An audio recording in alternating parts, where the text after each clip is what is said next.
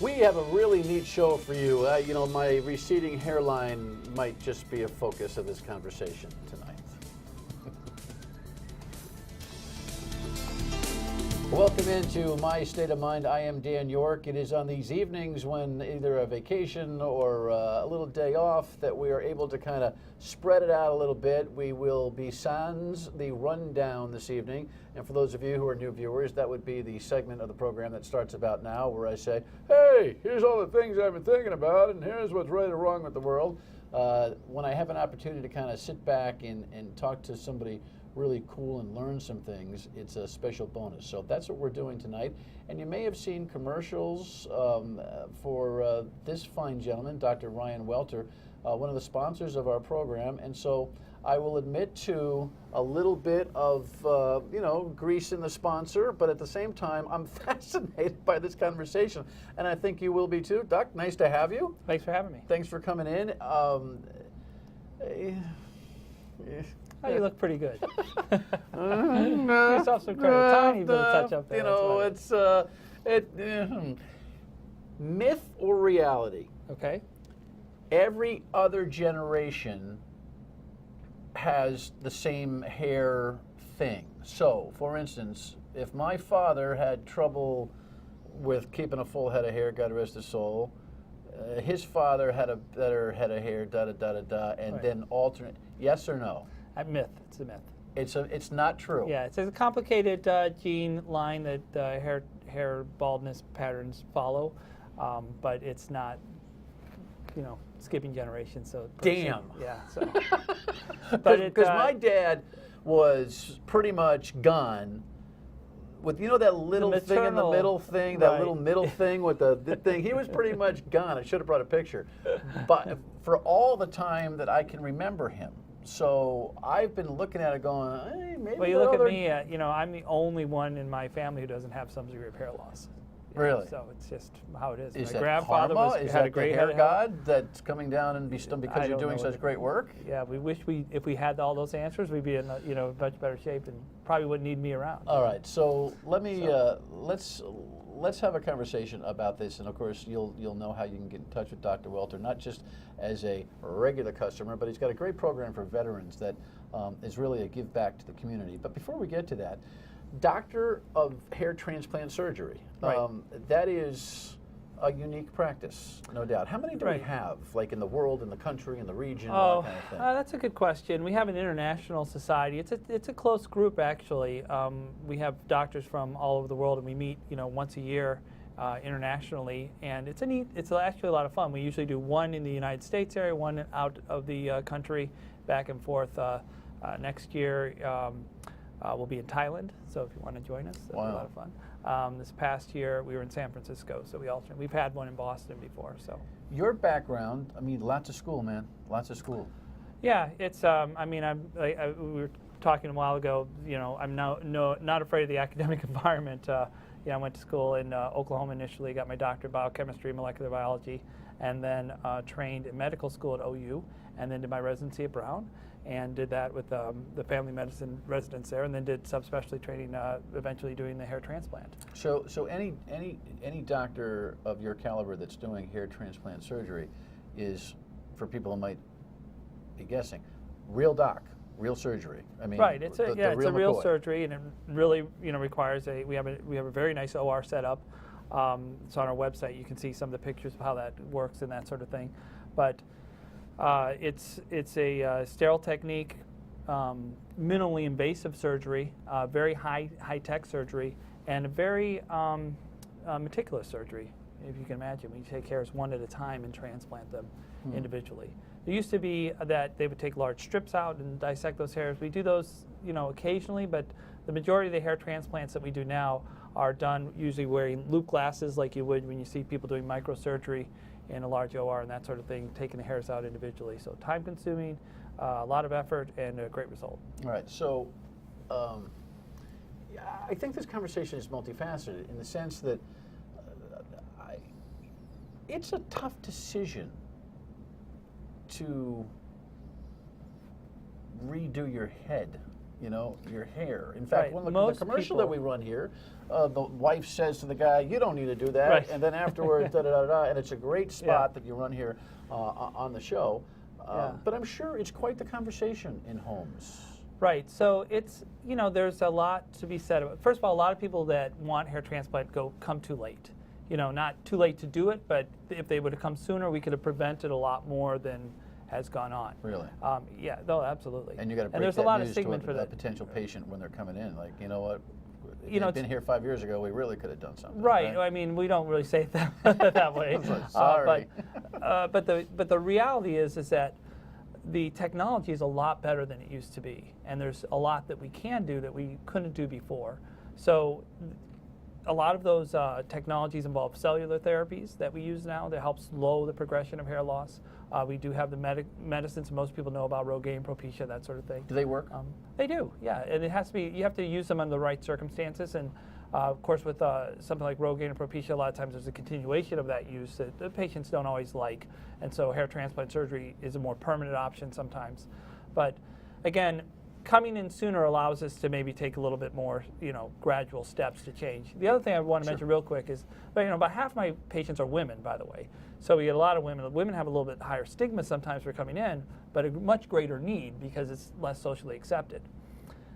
Losing your hair, when you first start to lose your hair, it's always what we would call ego dystonic, meaning that yourself kind of rejects the fact that you're aging or that you're losing your hair or whatever. And you look in the mirror and you kind of wish that wasn't happening. Over time, particularly men, many times that process becomes egosyntonic. They really don't mind over time, but some people, they mind a whole lot. And so those are my patients, right? The people that mind a lot versus the people that don't mind, which for the man a lot of times it's not a big deal if that's how you feel. For women, it's always ego dystonic when a woman loses her hair. And so a big part of what I try to do education-wise, dermatologists and otherwise, is say get these women in sooner. There's so much more that we can do for them. And I have a lot of post-cancer patients that I treat that are women, have phenomenal changes in what their appearance and their hair looks like. And most of those treatments aren't always surgical. We do a lot of other things for those patients. Okay, we'll talk a little bit more about that. We also have some video that we'll show you about some, at first glance it's like, what? But it's real, and it's pretty cool. Stay with us.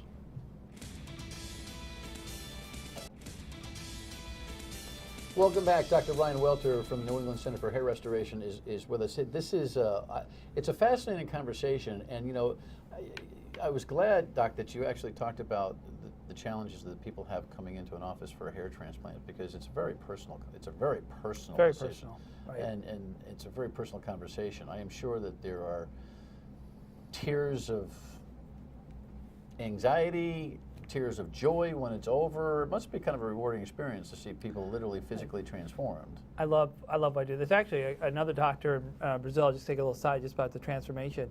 He pioneered a technique where he actually takes out the hairs and leaves them long in the back. So if you have longer hairs in the back, and he doesn't do what I do, which is taking them out one by one. He uses the old method of dissecting them afterwards.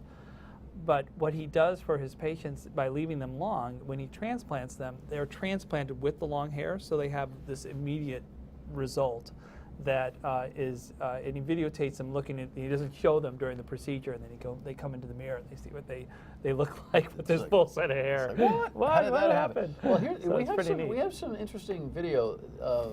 This is all kind of together. This is, doc with patient type of thing. Now, this gentleman obviously has a beard, and you can see some of the conversation that you're having with him. But right, this is a patient that we were looking to do. What's he doing here? So this is a patient. This patient actually is a veteran. We can talk a little bit about the program we do for that. Yeah. But he had post-traumatic stress disorder, and then ultimately had some acceleration of his hair loss. So we got him into the program, and what we're doing for him is we're doing an extraction of individual beard hairs and then transplanting them to his head to give him more hair. And he's got a plethora of beard. He's got a wonderful growth of his beard, and that will all become transplanted hairs. So there's no relationship between the growth on the top of your head and the growth on your chin? No, in fact, that's the whole, this is probably one of the biggest revolutions that's happened in hair transplant, is the use of what we call follicular unit extraction. And I have a technique we call micro follicular unit extraction. We take out the smallest punch possible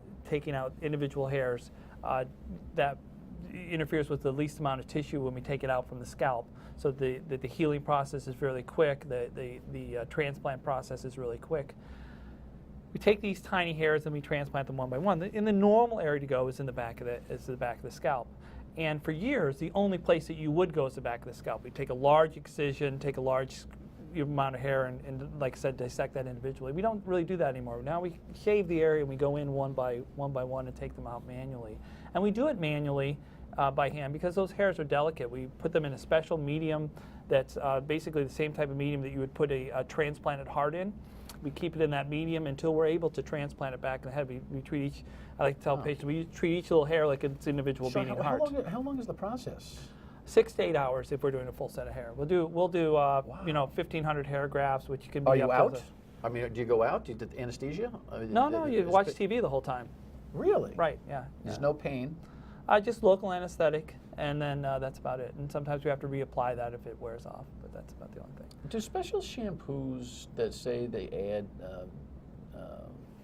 substance to your hair work?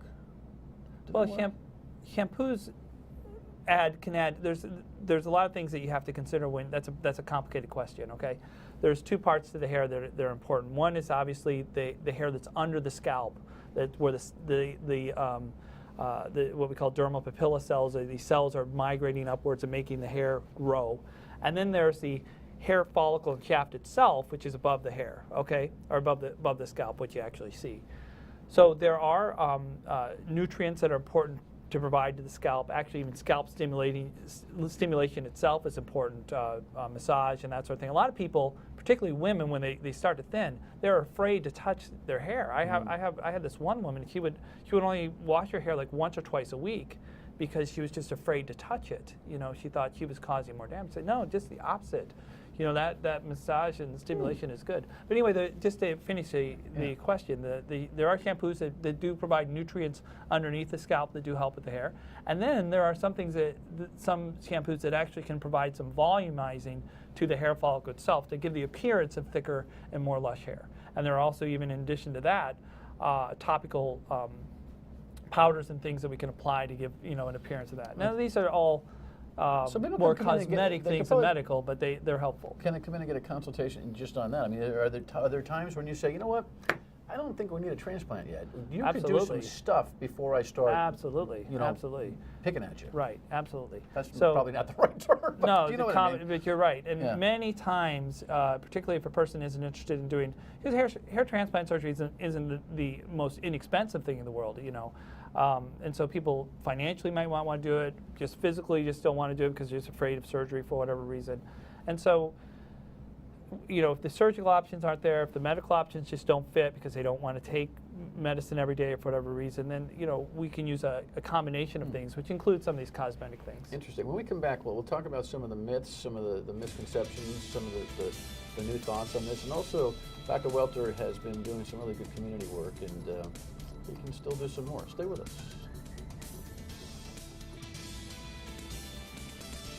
Again, this is Dr. Welter with the patient. And this particular patient is a veteran. We thank him for his service. But you've been thanking veterans for their service with the program. Right. Tell us about that. Well, the Healing Heroes Network is the program that I'm affiliated with. It's a Healing Heroes Network. Right, okay. And they're a subdivision of basically the Wounded Warrior. That a lot of people. That's more like a donating thing. This is kind of on the physician side of things.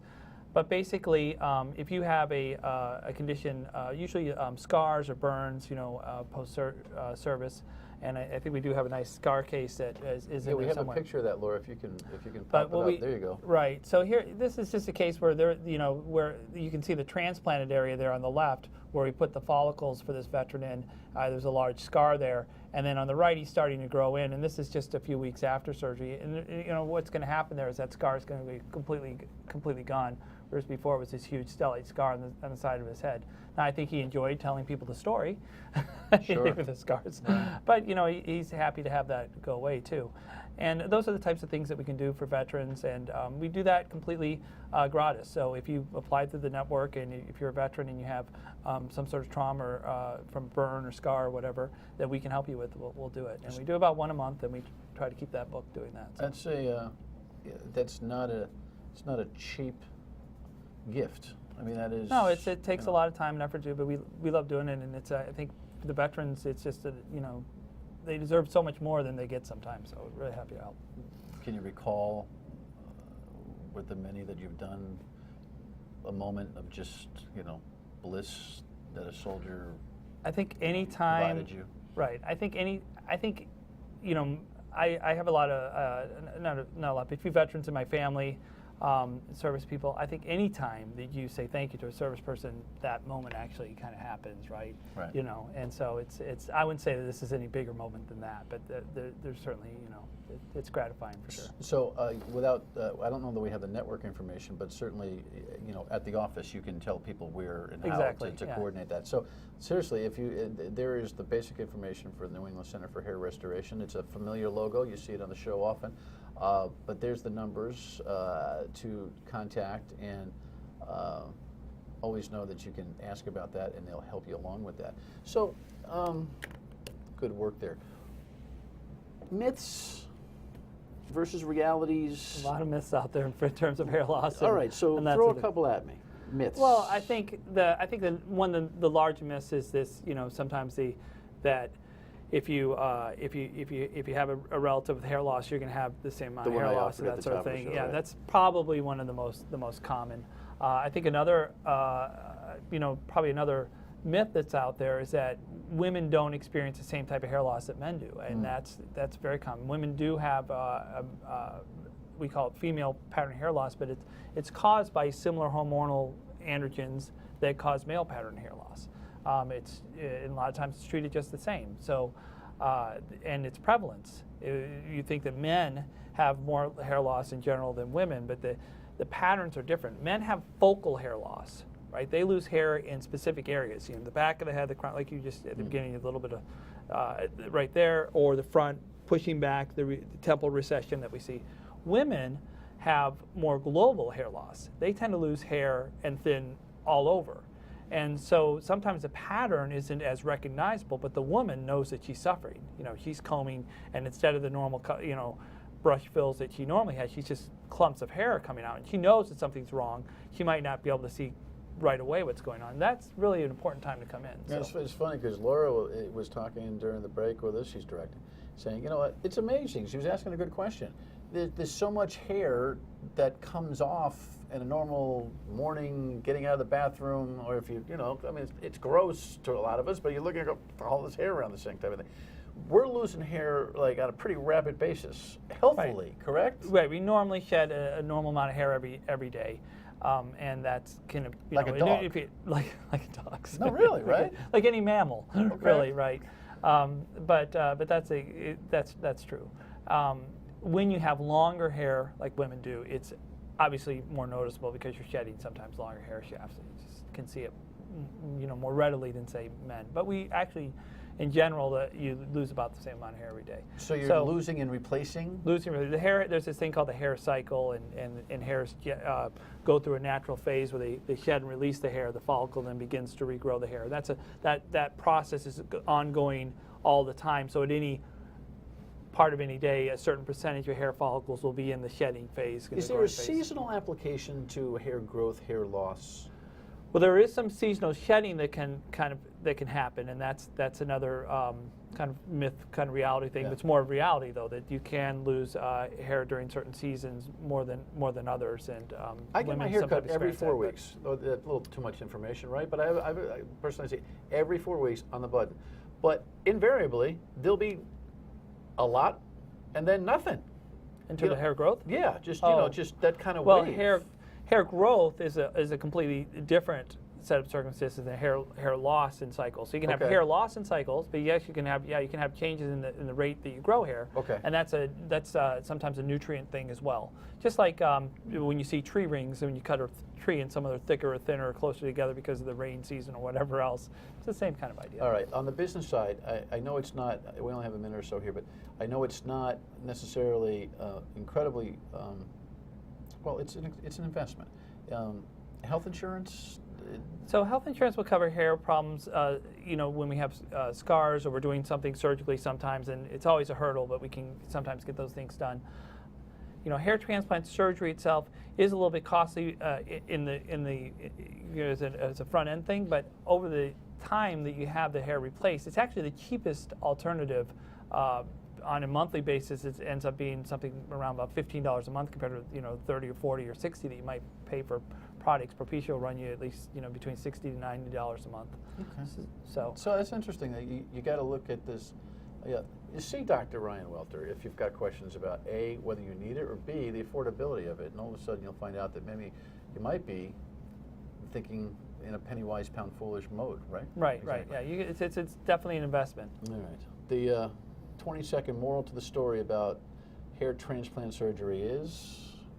20-second moral to the story about hair transplant surgery. Yeah, like the signature on what you do for people and how important. Well, we like to take people who feel like they need hair for whatever reason, or they have hair from a disease state or otherwise, and cure that problem for them. It's a curable thing if you want it to be cured, and you can come into my office feeling somewhat insecure or not feeling yourself, and then leave being transformed with a full set of hair. All right, give a ring. You've got the information, and we thank them for our sponsorship of the broadcast, but also for the good work for veterans and being a good community guy. Thanks, Don. Appreciate it. Your State of Mind when we come back. Stay with us. Your State of Mind. This is how you get in touch with us. 228-1886 is the voicemail number. We will play you on the air. Email us stateofmind@myritv.com, and Facebook post or tweet at us at Dan Yorke Show, YORKE. Reaction to our terrific guest. Maybe you want to tell us whether you got a hair challenge, or maybe we've solved it for you. But on regularly scheduled program nights, no matter what you see here, we want to feedback or get your feedback. All right, so we'll be back to regularly scheduled programming probably tomorrow night or the next weeknight, 7:30.